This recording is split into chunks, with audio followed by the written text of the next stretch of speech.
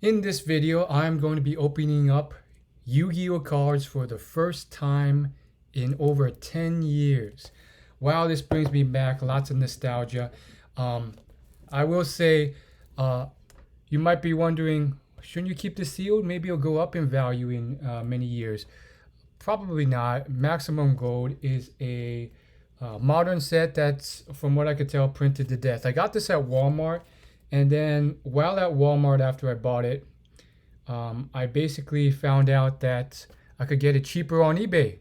So they must be, I don't know the numbers, but from what I've heard, it's not an investable set. But I think the one thing they got right is people love nostalgia. And this has a lot of cards with the same artwork that I was familiar with when I was a kid. So I'm super, super excited on opening this up. And I am really going to enjoy this. I doubt there's going to be any value to this long term, even if it's first edition, which this is. It has the first edition print here. I do keep other stuff sealed, mostly Pokemon products. I have bought some sealed Pokemon products over the last year or two to keep sealed as an investment. Who knows if any of it will go up. But in terms of this, I am not. I am just going to open it. And I'm actually really excited. You know, I really want to open, the first ever sets of Pokemon, Yu-Gi-Oh cards. But they are way out of my price range. Nowadays, even the English Unlimited first Yu-Gi-Oh sets, like the first 5 that I really want to open, Legend of Blue Eyes, Magic Ruler, the prices on those are crazy. And Unlimited was printed to death. That would be fun. First edition, obviously, way out of my price range. So I think the best move is just to save some money and watch other YouTubers open Legend of Blue Eyes. You get the same effect, really. And the pull rates are horrible. So here it is. Let's open the box here. And from what I can tell, you get 4 booster packs, which is not a lot, But to my younger kid self, that is a lot. One booster pack was like a lot of that was like a week or a month's worth of purchases back in the day. So 4 is a lot, Nowadays, people are spoiled. They get booster boxes with God knows how many packs, hundreds of packs. So here's what they look like. Once again, I love the gold. It shimmers. It's beautiful. It's maximum gold. And another thing is, some people really don't like the. Oh man, it's so hard to open this. I'm pulling. It's not working. It's like it's stuck in there. I might have to just cut this box open from the side, in the corner. While I'm opening this, I have to say some people don't like the maximum gold artwork. Basically, it's some of the cards are modern, but some are the nostalgic artwork from the first set. And the issue is that some of those cards, well, not issue. What I like is that some of these cards, or all of them, they have this gold outline. And I've heard other YouTubers say they don't like that. I really love it. It adds this extra high quality flair to the cards, making them more rare. Can't believe you only get 4 here. It's expensive. It's 4 packs for $30. That's not cheap. That's like what? $7 a pack, $7.50. So that's a lot for what seems like just 7 cards per pack. So let's have some fun here. This is the first Yu-Gi-Oh card set that I opened up in a long time, and I decided I'm just gonna splurge on this, have some fun, rather than just I spent months now watching others open up cards, so might as well have some fun. Now, I did hear from Pokenomics, another YouTuber, that if you want to find Yu-Gi-Oh cards that are affordable from the first vintage sets to open, the best way is Korean Legend of Blue Eyes. So I might do that. You can get an entire booster box of Korean Legend of Blue Eyes for $30, which is so cheap. Or I might just save the money. I don't want Korean cards hanging around, so I might just watch other people open it. But anyhow, here's the first one, and I'm sorry the camera quality sucks, but it's basically like nothing I've ever heard of. Lost World. Another card I've never heard of, Mediocre Chateau. I love that they have the gold lettering at the top.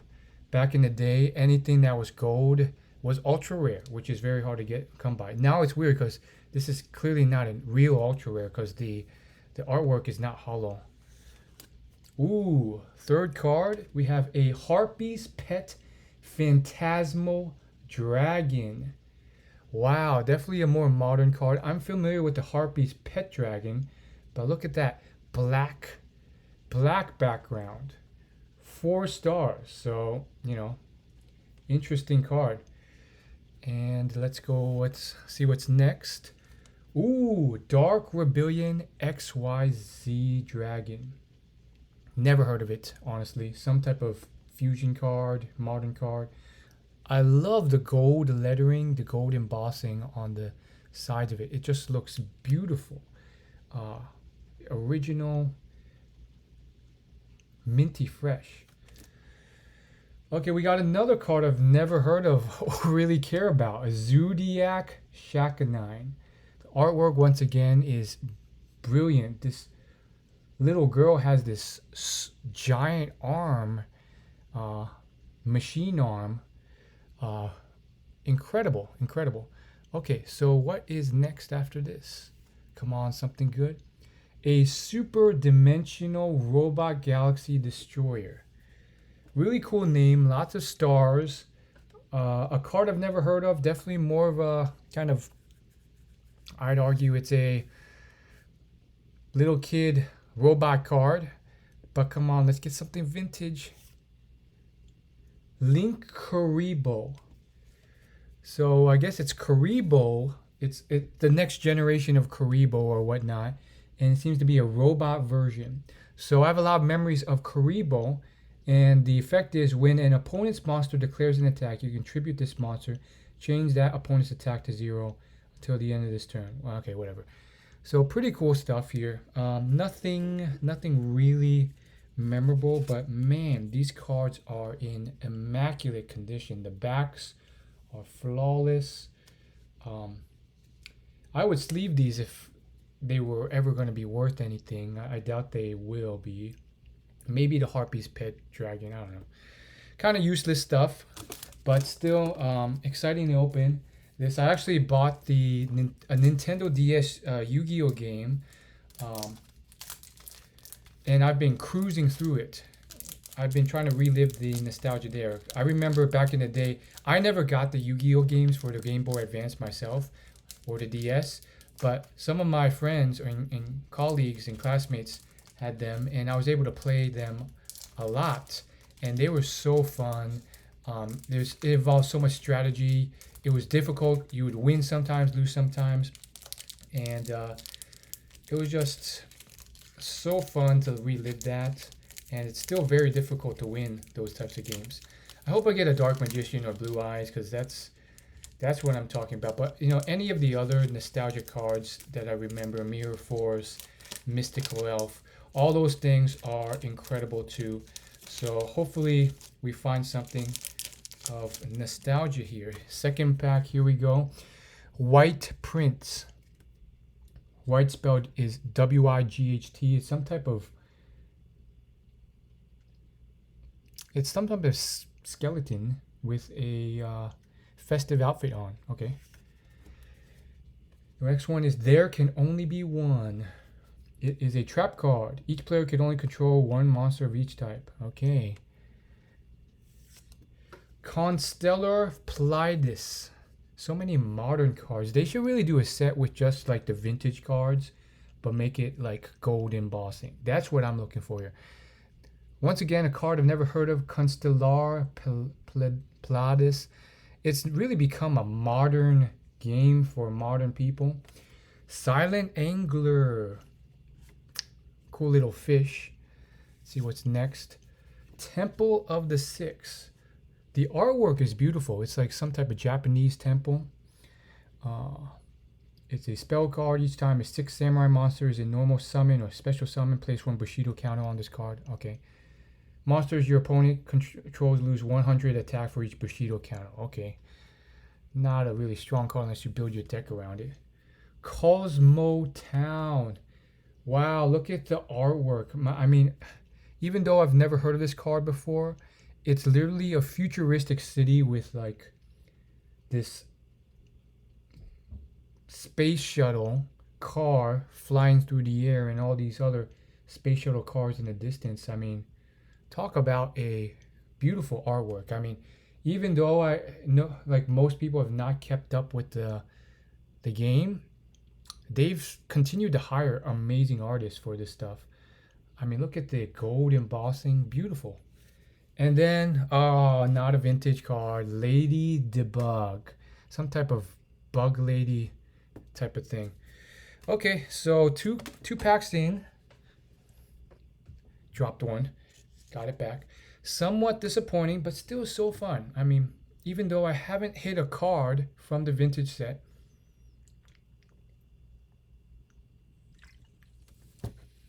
2 packs left. And this is another reason I don't really open sealed product. The chances of hitting something are so low. The odds are just against you. Most of the time, you save much more money just by buying the chase card outright. Trade in. Discard 1 level 8 monster card. Okay, spell card. Wow, Mech Knight of the Morning Star. Once again, a card I've never heard of. But talk about beautiful artwork. Look at this. It's a robot with this giant laser sword arm. Oh, I got it. Blue Eyes, White Dragon, Maximum Gold. Oh my gosh, first edition 2. I got it. This is the chase card. This is the card everyone recognizes. It's probably never going to be worth much, but what can I say? I am sleeving this. This is iconic, man. This is the artwork, the card of the show that started it all. By the way, I have gone back and watched the TV show. Season 1 and 2 and maybe 3 of Yu-Gi-Oh are the best of all time. Maybe one of the best, funnest trading card games to play, and at least the vintage era was. And this is the most iconic card. I love the gold embossing on it. I'm so glad I got this. Arguably, I think these are so cheap online. You could buy this chase card for probably less than I bought the entire box today for. But I'm still very happy with this. I'm trying to find my sleeves here. These are Ultra Pro card sleeves. Let's see if they fit Yu-Gi-Oh cards. They should. Yeah, I've definitely sleeved a bunch of Yu-Gi-Oh cards here before. Beautiful card. Look at the gold embossing on this. Flawless. Centering is near perfect. Oh no, it's not. It is not. Top to bottom, it is very, very thin on the top here compared to the bottom. Other than that, I mean, it's near flawless. I don't see a speck on it. Neither should I, because I mean it's brand new, factory printed. I like how there's a little bit of gold embossing. I don't know if that's a misprint or part of it, but on the teeth of the Blue Eyes. So that's a little bit cool. Might be a misprint. I don't think it's supposed to be there. He has like gold teeth, so that's a little funny. Beautiful card. Back looks like a typical Yu-Gi-Oh card, and yeah, this would not get a PSA 10.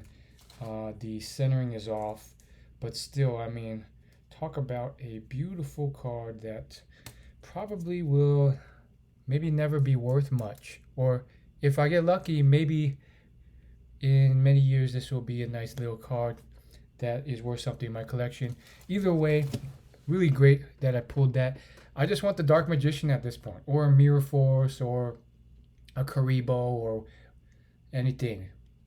Whatever is in here.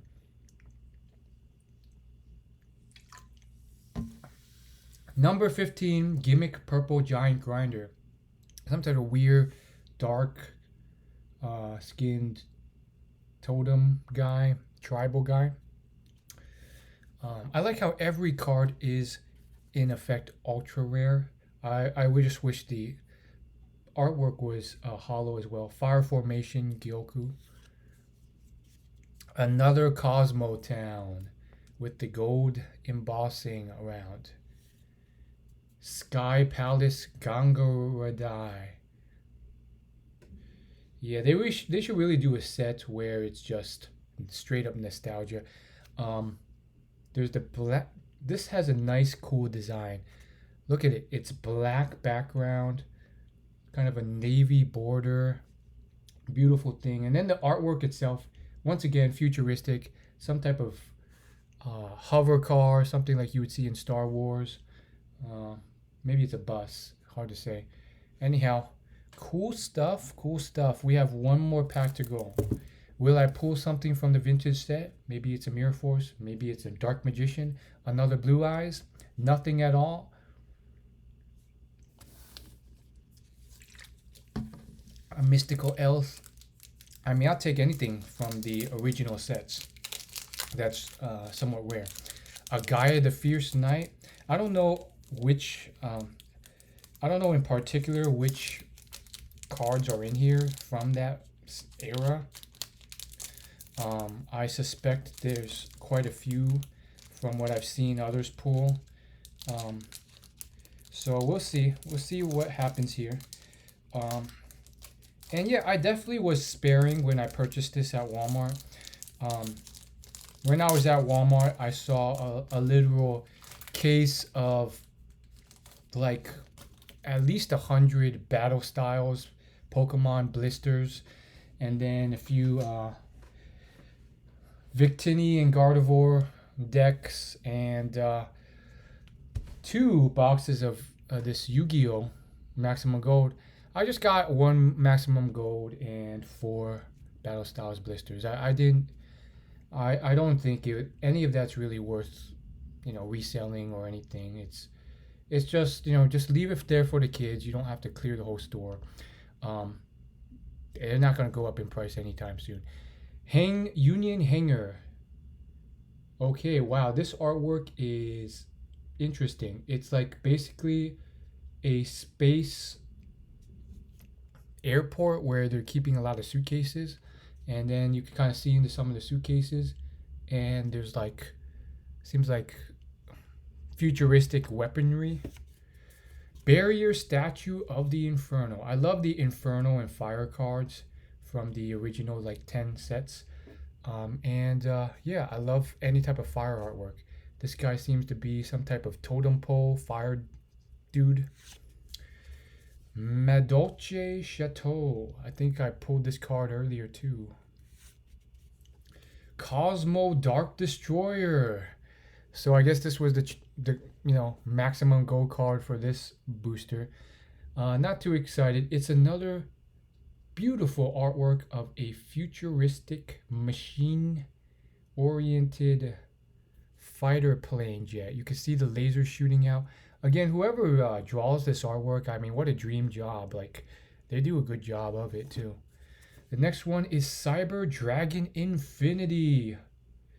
This one's all right, I guess.